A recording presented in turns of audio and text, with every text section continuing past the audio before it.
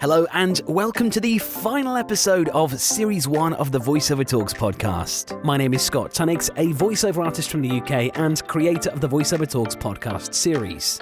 Now, normally at the beginning of each episode, I take some time to introduce my guest for the week, but considering this week's guest is quite literally the most well-known voice in the country and is famous for introducing others with his trademark roar, I don't think I have the nerve to even try to introduce him myself, so I think I'll just leave it to him.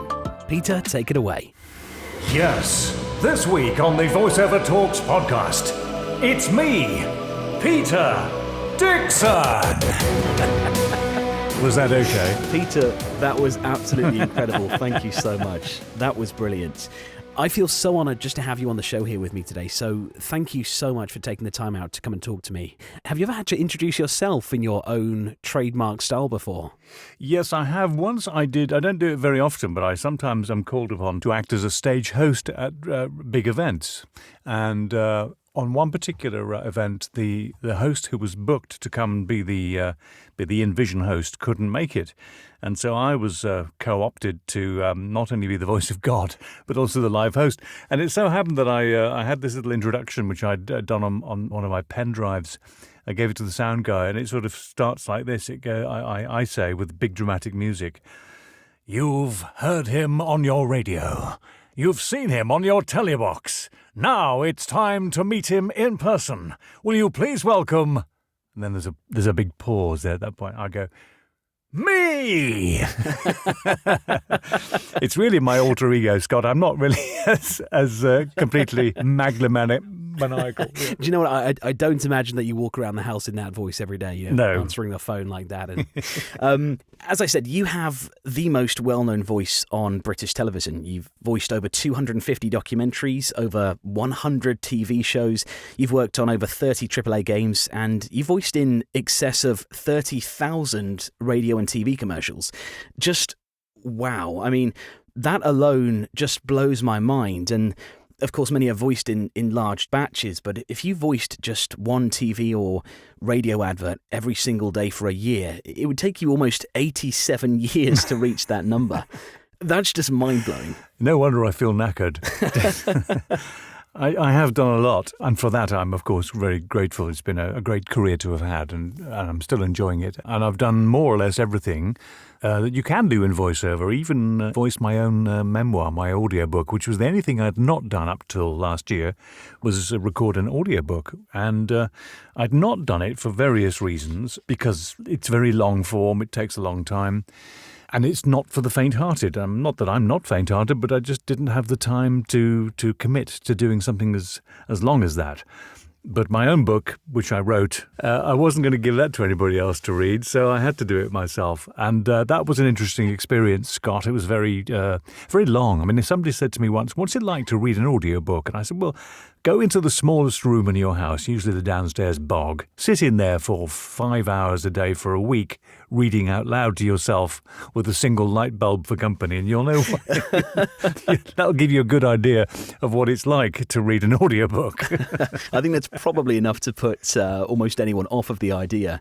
I don't know why they all want to do them. I don't know why. It's one of life's mysteries to me. Well, we'll come on to that a little bit later on, because it is an absolutely fantastic read. But just going right back to the very beginning then, you were born in Belfast in Northern Ireland, and you started your career in media as a BBC journalist in your teens. And if I'm not mistaken, I think you currently hold the record for being the youngest ever BBC television news presenter at the age of 17. Yes. Which is pretty incredible. I think that's right. I think it's still the record. I don't know. I don't check these things, but I think it's probably unlikely to have been beaten, particularly now given the health and safety and all that stuff that goes on around human resources. So that might just be a record that you hold for the rest of time then, I think. I think probably it will be. I mean, it's the impetuousness of youth, isn't it? It's the brass neck of a young 17-year-old who thinks that he could walk into Broadcasting House in Belfast and ask for a job. which is what I more or less did. I mean, I would never dream of doing anything like that now. You wouldn't get away with it. You wouldn't get past the front door. Yeah, I did. And that's what happened. I was still in school. I mean, I laugh about it now, but I was virtually just out of short trousers. And I walk in and get this part-time job, which bridged the gap between school and university, and then carried on while I was at university. I was doing a degree in psychology. I did 4 years at Queen's University in Belfast, and during the in between lectures and at weekends and things, I was going into Broadcasting House to do various presenting work and announcing work, news reading and those sort of things between the ages of 17 and 22, I think it was. Then I joined the BBC full time as a radio announcer, and the rest is history. I then answered an advert in the BBC's internal magazine in Belfast, and it was for a 6 months attachment as a Radio 2 presentation announcer in London, which was where I'd always wanted to end up. And so this was a golden opportunity for me to do that. Answered the ad, went across, and spent 10 glorious years working with some of the country's greatest radio broadcasters ever. People like Terry Wogan and Kenny Everett and those sorts of people who really influenced me, and I learned a great deal from them. Yeah, what a fantastic way to start. Now, I would say that you could probably write a book in response to this next question, which of course you have. But from your roots with the BBC and in radio, how did you first discover voiceover, and how did your voiceover career start and really take off? Well, that's interesting. There wasn't such a thing as voiceover really when I started. It was just beginning, I think, although most actors who were worth their salt or who considered themselves to be classically trained in that way, they eschewed voiceover greatly. They thought that was beneath them. Doing a voice on a TV or a radio commercial was not the sort of thing that they should be doing. So there was a sort of, in the 70s, I guess, a band of a few people who were doing voiceovers and making a very good living out of it because there weren't very many who were doing it. And then in the 80s, when I came to London, I got chatting to a guy called Ray Moore, who was a fantastic broadcaster in his own right. He did the early show on Radio 2, and when he finished his Radio 2 job, he'd go off and go home, sort himself out, and then go out and do some freelance voice work. He worked as a promo announcer on BBC television, and he also did a lot of corporate voiceover work, which I talked to him about. And that was fascinating to me that this kind of world existed because it was largely hidden. And so I looked into the world of voiceover, and it was revealed to me that there were indeed the opportunities for us to make money doing business-to-business presentations and corporate work. And so that's what I started to do. And that was really my first kind of foothold into the freelance world, which I didn't fully enter until about 9 years after that, because I was sort of still working for the BBC. And then I was then working on Steve Wright's show, which was where I discovered my love of character voice work, doing character voices on his show. And so those two things came together, the character voices and the corporate work, and I was getting more and more demands to do things, and I couldn't do them because I was working for the BBC. So you get to this point where you think, well, I either jump ship now or I never jump ship and I become a BBC I become a pensioner with the BBC. So I didn't want that to happen. I'd been there 10 years. I wasn't learning enough, and I was... Well, not that I wasn't learning enough. I was repeating myself. I wasn't learning anything new. And so I thought, well, if I don't do it now, I'll never do it. So I did jump ship and never looked back. It's a scary moment, isn't it, when you take that leap from going from some form of secure or paid employment to becoming solely a freelancer in any field. Absolutely. Have you done it yourself? I did, yes. I did it back in 2020, last year. So I only discovered the world of voiceover in 2018. And by 2019, I was able to drop down to part-time in my corporate job. And the following year, I was able to drop down again. I was only doing 2 or 3 days a week then in my corporate job. I was at the point then when I wasn't able to give myself 100% to my day job, and I wasn't able to commit 100% to voiceover. So both areas of my work life weren't getting the attention that they needed. And so I made a decision at that point to pursue what I absolutely loved doing, made the transition to full-time freelance voiceover, and again, I've not looked back. It's been the best move that I've ever made. Yes. Well, it's not easy. I mean, it requires a lot of hard work and self-discipline to sort of get up in the morning and do what you have to do. But if you get those things right, then, you're right, it's the best job in the world, isn't it? Absolutely. And if you love what you do, as they say, you never work another day in your life. True. That's true. Peter, what was your first wow moment, or, the breakthrough job that always stands out in your mind as the moment where you thought, this is what I was meant to do? Well, it must be, going back to those early days when I walked into the reception of Broadcasting House in Belfast, it has to be my very first professional broadcast, which was the most unremarkable 10 minutes of my life ever, I think, in terms of its impact. But for me, it was groundbreaking. My first broadcast was at 6:00 in the morning on BBC Radio Ulster, reading the farming fat stock prices. Oh, wow. Definitely a memorable. To a bunch of ruddy-cheeked, fat-fingered farmers around Northern Ireland. And maybe only about 20 people listened to it, but it might have been cheaper to put it onto a cassette and send it to them in a jiffy bag. But I think it was, to me, I left the BBC that morning walking on a cloud. I thought, I've actually broadcast on Her Majesty's BBC airwaves. They've actually let me loose, and I couldn't believe it. So that was a real standout moment for me. Your very first. It's like anything first time, whether you're flying a plane, and I've done that, but your first solo flight, your first solo broadcast is something that's quite remarkable. Yeah, absolutely. My very first broadcast, I say broadcast, it was one of these Sky channels, channel 907 that no one's ever going to watch. And it was for some legal company, and it was a TV commercial. And it was the first ever TV commercial that I'd done. And this was way back when I had first started. And so I wasn't sure exactly how these things worked. And I wanted to make sure that I was paid first. So I sent across a watermark version, and it was actually my partner's voice. I got her just to say the words audio watermark. And I put that on a loop very faintly in the background. And obviously it was a very low budget channel because by mistake, and this is after they'd paid me and they'd received the non-watermarked file, they actually aired the version that had my partner in the background going audio watermark very faintly. I hope they paid her as well. Well, she loves it. It's her claim to fame. So that was my very first piece that went on air, my first television broadcast. So not quite as sentimental to me as I was sort of overshadowed by my partner getting in on it. But of course, just one of the many things that you are known for is being the voice of the XFactor. And I think at its peak, there were almost 20 million people tuning in each week. So how did that come about? And what was it like working on a show for such a long period of time that became as big as it did? Yeah, well, it's a monster of a show, absolute behemoth. And it started out when I was working on a show called Destination with Anne Robinson and Philip Schofield 17 or 18 years ago for the BBC. And the sound supervisor on that show, a guy called Robert Edwards, who's a good friend of mine, went on to work on a show with the working title The X Factor. Nobody had heard of it. And he rang me up one day and he said, they're looking for a voiceover to do this new show. I don't know whether you'd be interested in it.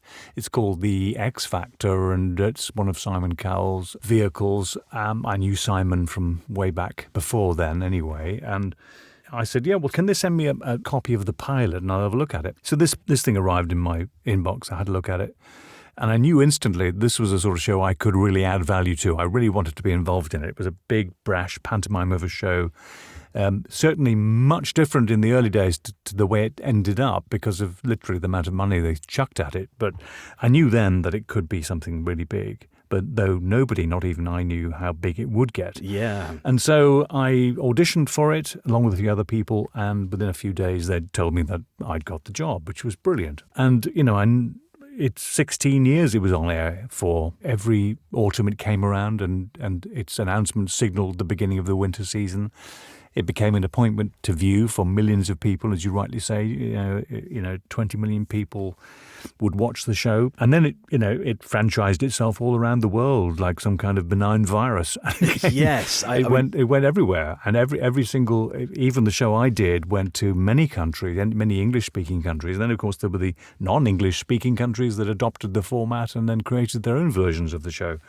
which just goes to show you how popular it was. And I think at one point it was the most popular show ever in the history of television, and was eclipsed a few years back by the Got Talent brand, again owned by Cal.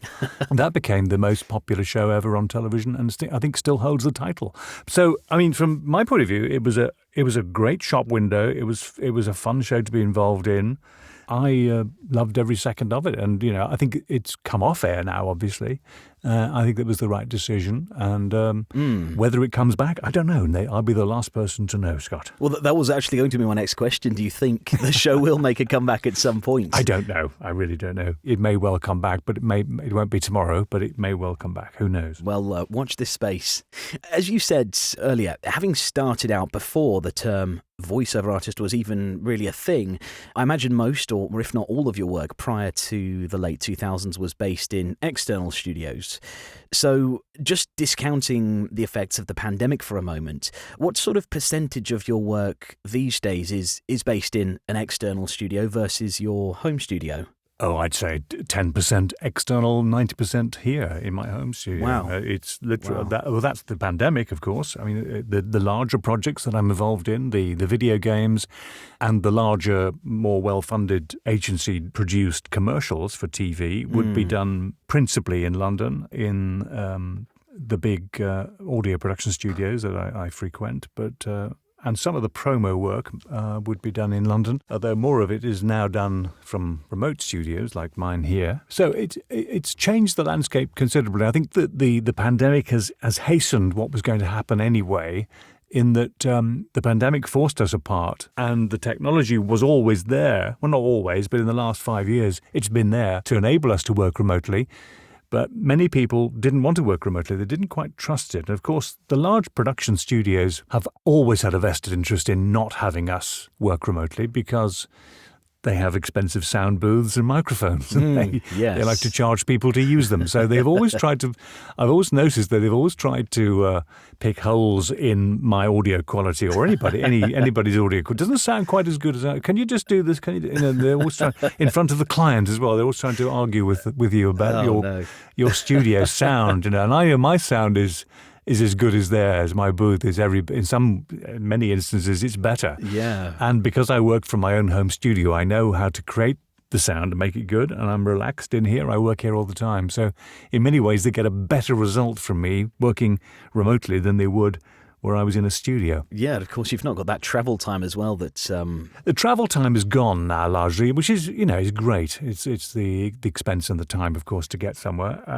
The downside, if there is a downside, I think it probably is quite a valid argument, is that you don't get to see so many people. You don't have that whites of your eyes interaction with people that I liked to have. But there's a happy balance. I think if I could go to London 2 days a week, I'd be quite happy with that. But anymore, I wouldn't want to commute every day. Yeah. It just grinds you down eventually. And do you see this as a permanent step change in terms of home recording sessions, or do you think the balance will start to restore over the coming months and years as things return to normal? No, I think it's a permanent shift, and it will definitely and has already started to have a negative impact on the professional, larger sound studios in London. Some of them have had to shut their doors, sadly. Wow. I still think that the larger budgeted projects will be carried out in the bigger studios in towns, but the middle, and increasingly so, the sort of upper middle work will be done remotely. And certainly all of the sort of bread and butter lower telephone stuff and what will be done from people's home studios, certainly. I think it has changed a lot, and will continue to change as people invest more in their home studios, as voice actors become more proficient, as engineers as well. I think it's going to become much more prevalent as we move forward. Now, talking about your voice specifically, your Irish accent is all but gone these days, although I know you're able to slip right back into it when needed. Can you give us a little taste of that Northern Irish charm? I certainly can. And I was watching Taken the other day with Liam Neeson, just laughing out loud. He never changes his accent at all. No, he doesn't. Even when he's pretending to be an American, he still has that voice there. I don't know who you are. I don't know what you want.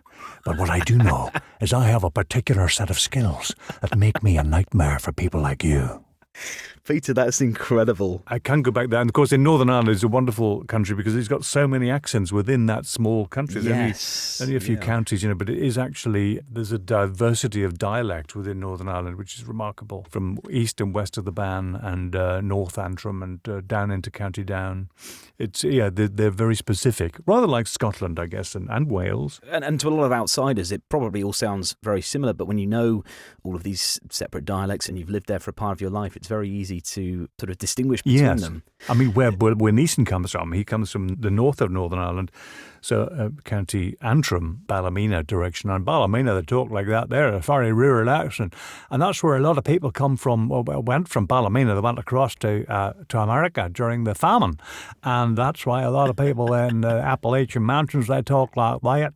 That's a bit like Ballymena, isn't it? When you go back to Ballymena and you go to American accent, they're talking like that. That's the same kind of thing. And that's where that comes from, Scott. God damn it, man, that's right. Yes, that's right, boy. That's no problem at all. God love you now. Oh, aye, no problem. Oh, no, don't be saying. Goodness me, Peter Dickson, that is incredible. Does it feel natural to you, or do you have to really think about it now in terms of that transition back to your Irish roots? I wouldn't have to think about it. I can switch into it, but I wouldn't choose to, even when I go back there. I mean, I suppose if I was there for a month or two, I would slip back into it again a lot more. But it's like muscle memory, when you start, when you're a professional speaker, when you're a voice actor, a voiceover, most of my work requires me to speak with or at least it did then, maybe not so much now, but then back in the 80s, 90s and early 2000s, you had to speak with a fairly neutral British accent, and that what used to be called received pronunciation, but it's no longer acceptable. I think people, and I'm glad they do, they embrace the diversity of these islands and the how we sound, and that's why you hear so many lovely regional accents on TV and radio now, which is a great thing. Now, normally I like to ask my guests what's one thing you wish you'd known when you began your career, but for someone who's made it quite literally to the very top of the industry, maybe it's better to ask, if you were looking back at your career, would you have done anything differently? Just about everything, probably. I wrote a little blog once about the, don't be frightened of the F word, and by that I mean failure. And for years and years, I used to think, I've failed again. Oh, this is awful. I've made a mess of this. I've gone down the wrong route, and or I should have done that. Should have done this. And if you look back over anybody's career, particularly successful people, you'll find that they've actually probably failed more than most. And so I failed an awful lot because I thought I could reinvent the wheel all the time. I thought I knew better. I could always do it my way. And of course, there is, the only way to do things, which is the right way.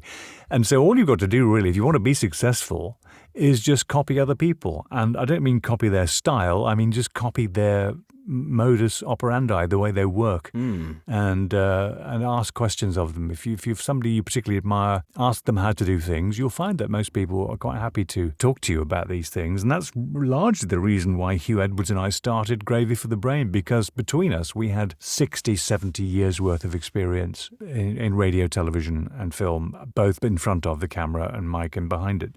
And so we'd started the company basically to pass on that combined knowledge to those who are coming behind.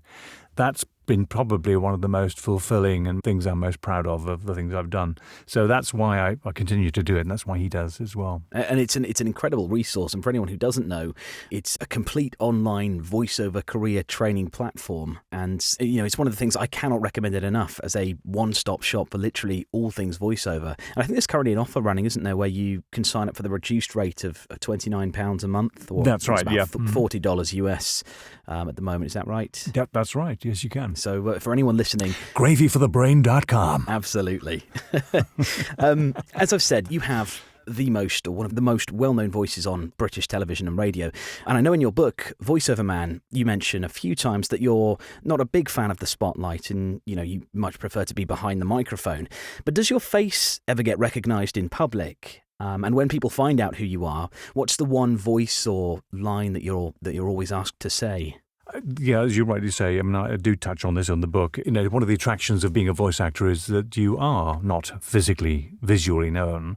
Although I have done telly, I've done bits here and there, but not enough to really register with the public, because you have to be on TV a lot. I mean, on an almost daily basis to be recognised. I mean, I've done character parts on, Harry Enfield shows, and I was the voice and face for a number of years of E4, the Channel 4 youth channel. Yes. And did loads of stuff. And occasionally you'll find people will recognise you, but very, very rarely. But when they do know what I do, and sometimes I'll be at a dinner, for instance, and somebody will say, "What do you do?" And I say, "I'm a voice actor." And they used to look blankly at you and say, "Well, what's that?" And nowadays they seem to know what a voice actor is.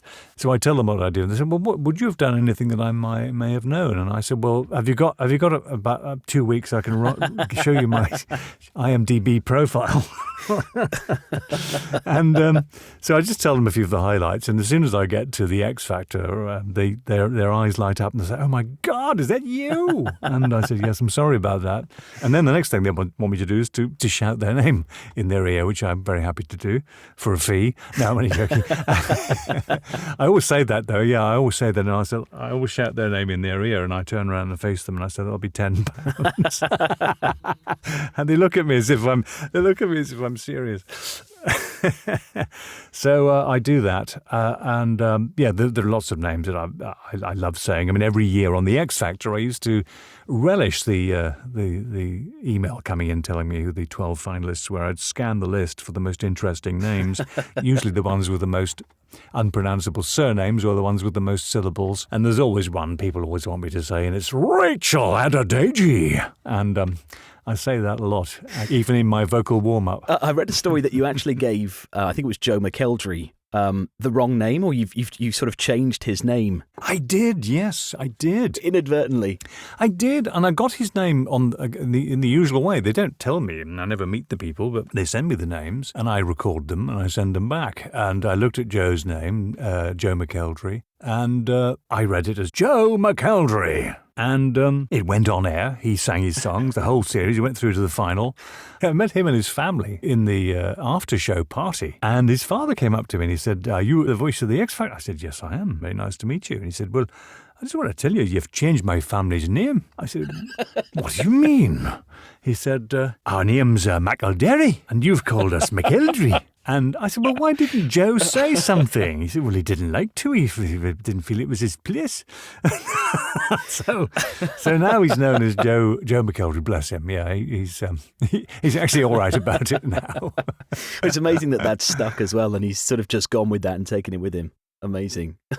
I've seen a few videos now of the comedian Joe Lycett, and some of the way you guys are both together in the video. And he does a pretty incredible impression of you. It's really quite impressive. He does. And, we did discuss at one point him actually doing a whole X Factor show, coming to my studio and recording the lines and not telling anybody. Do you know what? I think you could probably do it. I think you probably could. But the amazing thing is he sounds so different to you in a normal speaking voice. Moving on to Voiceover Man, the extraordinary story of a professional voice actor. Tell us a bit about the book and how it came about and what anyone who hasn't yet read it can expect. Right. Well, the book has been a long time in the making, I have to say, probably about 15 years. And I started it, and then something else came up and I stopped, and I lost the appetite for it. And then I wrote some more notes, and then I started another little bit.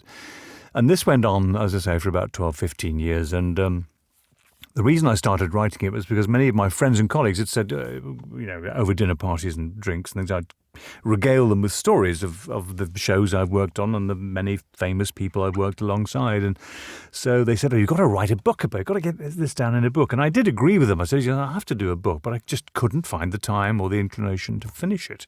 And then when lockdown 1 happened in last year, in March, and we were all locked down, so couldn't go anywhere. I thought, right, if I'm not going to do it now, I'm never going to do it. So I sat down and I finished it. It took a long time to write, and even taken longer to proofread and design. My son, Connor, who's a professional graphic designer, he helped me and did a fantastic job on the cover and on the inside design. There's lots of little quirky things in there that audiophiles will love. Little graphical instances of volume meters and knobs and buttons and things like that. It's really, really, really cool. One of the little touches, I mean, you can't see this obviously, but on the book, the bottom right-hand corner of every page is the page number, and above the number is a little dial that when you flick the pages like this, those. the dial moves around.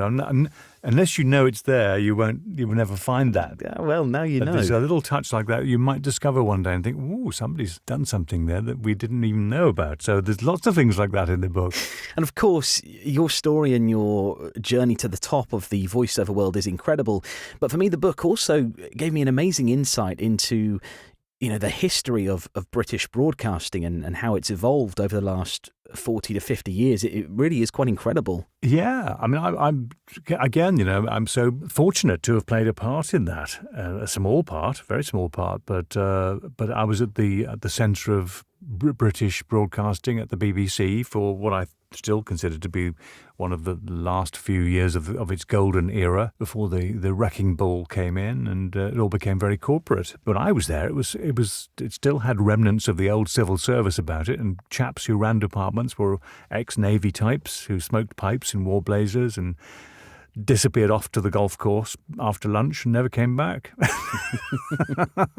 and there was a BBC club across the road which was very nice, and nobody batted an eyelid if you had a glass of wine or a beer at lunchtime. Those were the days when you were treated as adults and you had to just get on with it. And if you didn't do your work, you lost your job, provided the work was done and done to a sufficient quality, which it very often was. There were some brilliant people working there when I was there, who, even though they had a glass or two, could still get the work done and produce the most amazing programs.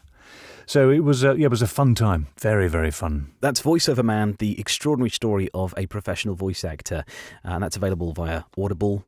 You can buy a physical copy on Amazon and any bookshop, anybody, you can get it anywhere. A physical bookshop, Pete. Yes, it couldn't be more available. But I would order it on Amazon because it's on special offer at the moment. It's a temporarily reduced price. So if you want to buy it, now would be a pretty good time. Excellent.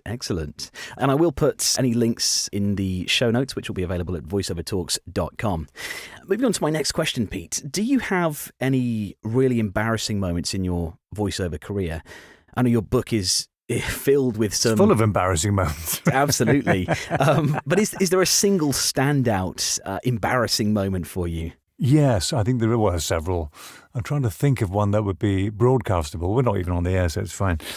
Too much to reference. I think when your career spans almost 43 years, I think these sorts of moments are pretty much unavoidable, aren't they? Yeah. Well, I mean, the one in the book that makes everybody laugh is the one I was doing a show called Cirque du Célébrité, which was a big sort of circus, in actual physical circus tent in London. Anyway, we were there. The idea of the show was that various celebrities would come and join, and they'd do various circus skills. And they'd put me in this little sound booth outside the tent made of corrugated iron and cardboard and bits of wood hammered together, and it wasn't particularly glamorous. In fact, it wasn't glamorous at all. It wasn't even waterproof.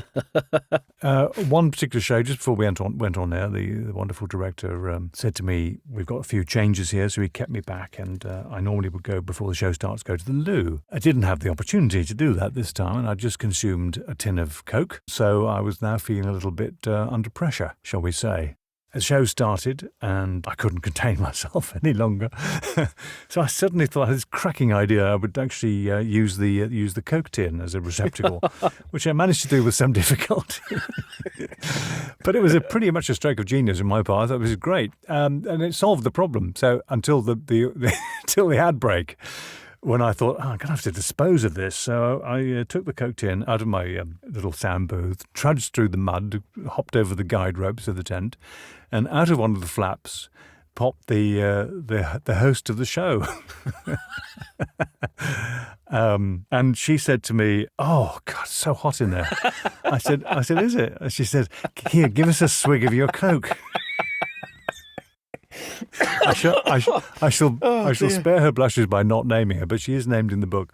Anyway, so she lunged forward to me in my direction. To my absolute horror, her perfectly manicured hand reached out and was about to grab my Coke tin. And I just thought, if she gets the hold of this, I can't be responsible for anything that happens next. I just thought she'd probably feel the warmth of it through its thin aluminium skin. So I thought, no, I actually said, no, you don't want to drink that, love. No, it's gone off. And she looked at me. She said, what do you mean it's gone off? It's Coke. It doesn't go off. I said, no, it just tastes wrong. And I scampered off to the Portaloo and disposed of it. I thought if she had got a hold of that and swigged that, she'd have chucked it all up all over her Diamante dress. And this was a live show. Could you imagine? So that was one of the very disappointing moments, and there were others. There was another one involving the lovely late Bruce Forsyth, which was the cheese incident in a hotel room in Leeds. But you can have to read the book because it's quite a long story. We won't give everything away here, but there are some absolutely incredible stories. But as I said, when you've been doing this for as long as you have, these sorts of things are absolutely unavoidable. But they do make for some very entertaining stories. Yes, they do indeed. Sort of on the flip side then, Peter, what's the hardest thing about working as a voiceover artist? Well, I think the uncertainty of it all, and every day you wake up, you're unemployed, basically, unless you've got a booking from the day before. But most of our work comes in on the day, as you know, maybe a few days in advance. But by and large, it's the terrifying roller coaster of a ride that you go on when you're freelance, because you can sometimes get fallow periods. Everybody gets them. The trick is not to panic too much, but keep doing what you do, keep your marketing going, and keep contacting people, and start finding work for yourself. Don't always rely on your agent to do it, because they invariably won't. So it can be quite hairy at times. But the thing is to look at your income over, say, a year, and at the end of that year you will have earned X. And if X is better than what Y was when you were in employment as an employee, then you're doing okay. But of course, during that year, you'll have weeks where the phone won't ring literally, and you'll wonder, what the hell have I done? But you have to just trust in the annual figure. And if at the end of the year that figure X is less than Y, maybe you're in the wrong job. Or maybe you're at the start of your career and you're building that platform for yourself. And so that's one of the things that's the most difficult for a lot of people to get around. Something that a lot of voiceovers are worrying about themselves at the moment in terms of their own futures. What is your view on the advancement of AI voices and how they're starting to make their way into the industry? For instance, Voice123, one of the pay-to-play sites, now asks clients when they're posting a job if they would like to also receive auditions from Voice123's own AI voices too. So already we're seeing work being taken away, or at least an attempt to take the work away from real voices. So what's your take on AI voices? Well, the completely computer-generated voices are hopeless. They sound terrible, and they will never, ever replace the nuance of the human voice in certain applications. And by certain applications, I mean, the higher-end work of movies, documentary narration, audiobook reading, that sort of thing. But with the more advanced AI voices, of course, those are generated from real voices. So real actors, real voices will go into a studio and read for weeks, and it will find all those little bits from the various files, put them together in milliseconds, and create what sounds like an approximation of a human voice. It's still not quite there yet. I've heard some very good ones, but the question is, who owns the copyright at that point? And my worry is, deep concern is that if I was to lend my voice to an AI engine, you could literally have me say anything. Political, something that might be against my own political views, or something of an adult nature, say, that I may not say publicly or want to be heard saying publicly, and you get into the whole fake news issue. So these are dangerous areas that need to be carefully regulated, and I haven't seen any evidence of that yet, although I think that's coming, and it has to be there. There has to be some sort of process where if somebody wanted to use my voice, for instance, they could, and I wouldn't have to physically read it, but I could license my AI voice, but I would have to have final approval on what was created by the engine. So in other words, the client doesn't have access to unfettered freedom to do whatever they want. They can say, we want Peter to read this script. Here's the script. Send it in. The engine creates it. It's sent to me. I approve it, and they get the actual finished file back. That sort of process would be acceptable to the majority of voice actors, I think, because they wouldn't have to do the work. They'd have to do a lot of work initially, and then sit back and license their material to clients. So I think it's not going to take our work away completely. It's certainly going to take away some of the lower medium level work that we do currently, telephone systems, explainer videos, that kind of thing, where human nuance is not necessarily needed. But the higher end work, the big budget television commercials, cinema commercials, video games, that sort of thing, is always going to be done by human actors. And a lot of the time, it's just easier, isn't it? I mean, you could have an AI voice that is able to do a range of different emotions and things like that. But, I mean, there comes a point where it's quicker to have an actor in the studio and tell them how you want the line delivered, rather than trying to get AI to read a line and then having to go through that process of adjusting the pitch here and adjusting the intonation there and making so many changes to get that exactly as you want, when you could have an actor just read the line how you want it the first time. Exactly. I think you're absolutely right. As I say, these AI engines are great for if you've got a telephone system, some interactive voice response system on you're a business and you want to change something quickly and you're not too worried about whether the voice sounds like this, then you can do that in seconds using the app. So not an issue. But as I say, for projects where human nuance is required, I think it's still a long way off. It's really interesting to hear your take on it as well, having been in the industry for as long as you have, which leads on to my next question, which is what excites you about the future of the industry? Sort of the opposite to the worries that we're getting about these AI voices. Is there anything that really sort of gets you excited about where the industry is going? Not really, no. I'm kind of worried about the drive down, the tendency, the race to the bottom on rates. That worries me because, I welcome people into the industry. I think that the industry benefits from the diversity of voices that are now working in it. And there are many more people doing it. In fact, there are something like 1 to 1.5 million voice actors around the world globally now. Wow. It's a $5 billion industry. The biggest sectors are animation. Tons of that being made right around the world. After that would be corporate, internet explainer kind of work, TV and radio ads, audiobooks and e-learning. So there's lots of sectors, but because there's more people in the business and a lot of people who don't know what they're doing, and many of them aren't getting hired, by the way, of those million people, they're not all actively working every day. The problem is that they come into the industry, they drive down the rates. And that's part of the reason why Gravy for the Brain exists globally, with its rate guides to educate not just the voice actors, but also the hirers as to what is an acceptable level of remuneration for what we do. Yeah. And it's not kind of protectionism. It's not keeping the rates high.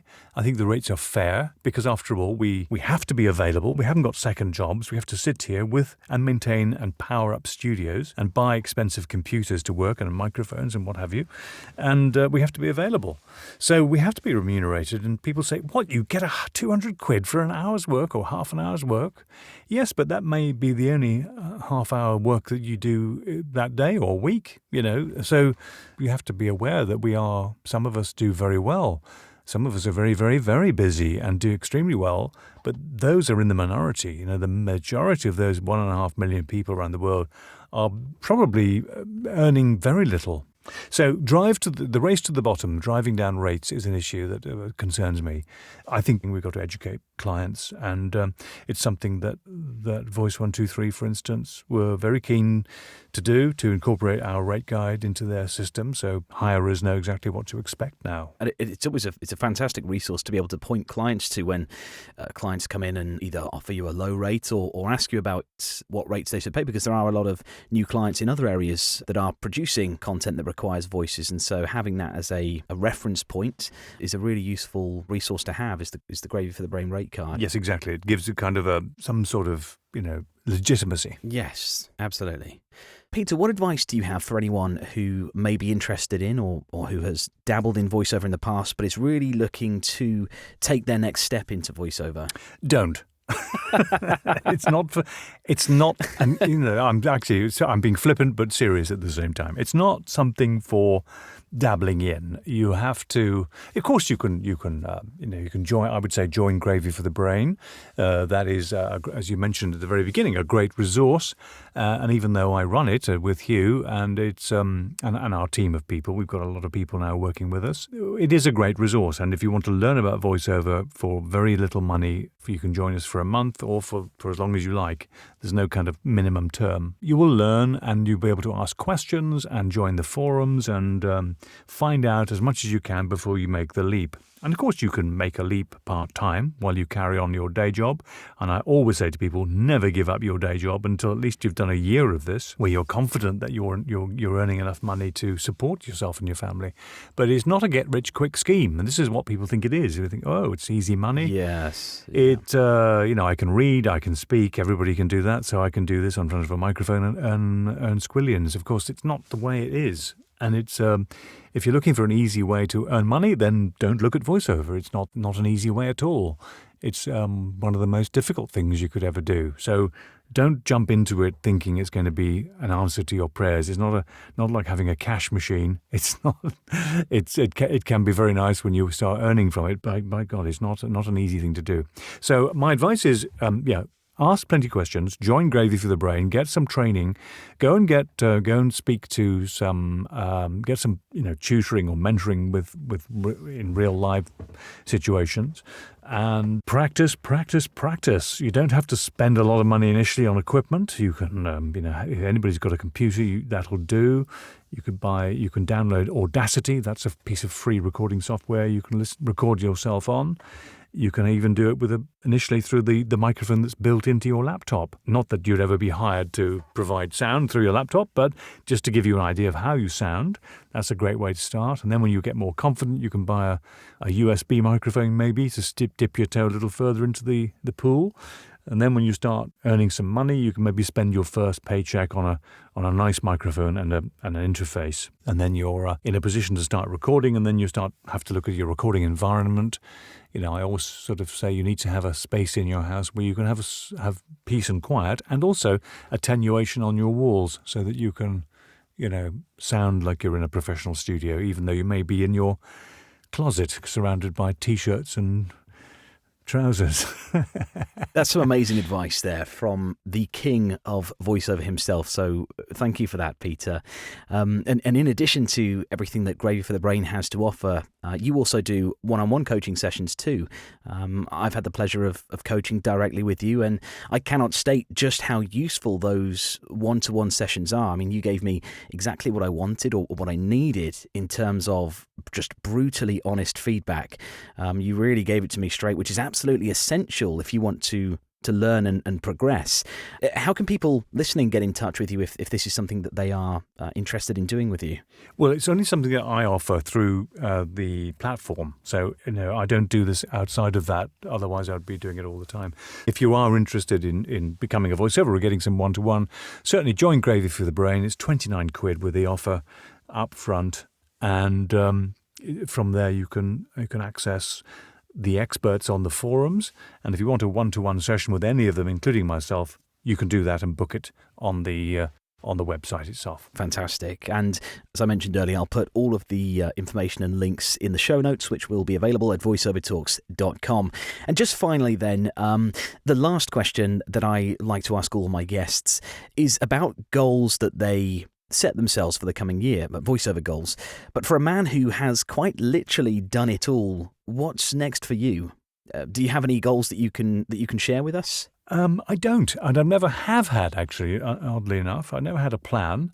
Maybe that's the secret. I don't know. I mean, I'm divided on that. I think you need to have some kind of goals, but I guess it's because I never had one. I kind of just drifted into it, and I worked hard. My God, I worked hard at it. I did long hours, and in the days when we had to go to studios, I drove all over the country, and I was doing a radio show in London at the time, the breakfast show. So I was on air at 6 a.m., up at 4 a.m., in at 6 a.m.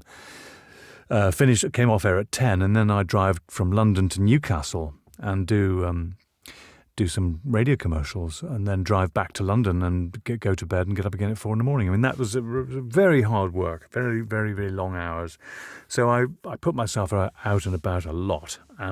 So partly that was the reason that those opportunities presented themselves to me, I guess, just simply by meeting so many people and getting to know people. So my only advice to you would be expand your network.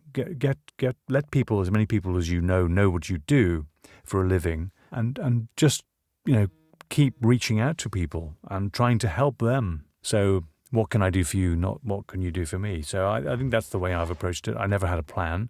And as for ambitions, I don't really have any left. My ambition now, I suppose, if I have one, is to grow Gravy for the Brain into a world-leading platform, or more of a world-leading platform than it is now.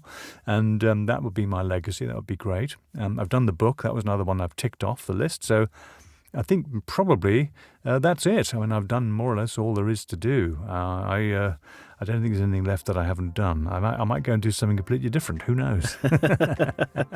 Well, Peter, thank you so much for taking the time out of your day to come and speak with me today.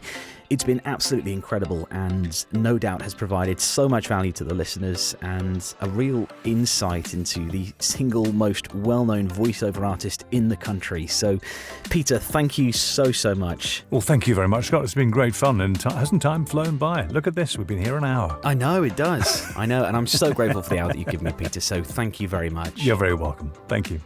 Well, there you have it. What an incredible insight into the life of a true voiceover legend, the wonderful Peter Dickson. You can find out more about Peter at peterdickson.com, or you can follow him on Twitter at Peter Dickson.